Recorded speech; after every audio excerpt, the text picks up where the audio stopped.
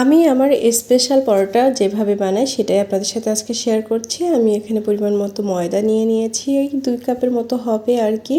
আপনারা আপনাদের পরিমাণ মতো দিয়ে নিতে পারেন। আর এখানে আমি 2 প্যাকেট গুঁড়া দুধ দিয়েছি, এই যে 10 টাকা দামের যে গুঁড়া দুধটা আছে না, ওটাই আর কি 2 প্যাকেট দিয়েছি, এখানে 2 প্যাকেট ইউজ করেছি।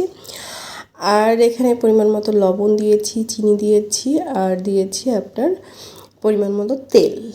আর এটা তো আসলে বলে বোঝানো যায় না যে কত পরিমাণ দিলাম আর কি। আপনাদের ময়দার পরিমাণ যতটুকু হবে সেই পরিমাণ অনুযায়ী আপনারা এটা ব্যবহার করবেন। এখানে একটা ডিম ব্যবহার করেছি, ডিমটা যারা খেতে চান না তারা ব্যবহার করবেন না, তবে ডিমটা ব্যবহার করলে কিন্তু বেশ ভালো হয়। উষ্ণ গরম পানি দিয়ে এভাবে মেখে নিয়েছি।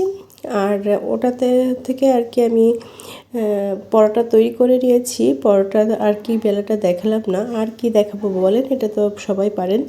তো এই দেখেন কি সুন্দরভাবে পরোটাগুলো হয়ে যায়। আর পরোটাগুলো কিন্তু বেশ সুন্দর ফুলকো ফুলকোভাবে ফুলে, এটাতে একটু এখানে দুপাশটা খুব ভালোভাবে ছেঁকে নিয়ে এখানে তেল ব্যবহার করেছি। আপনারা চাইলে কিন্তু ঘি বাটার যে কোনো কিছু ব্যবহার করতে পারেন।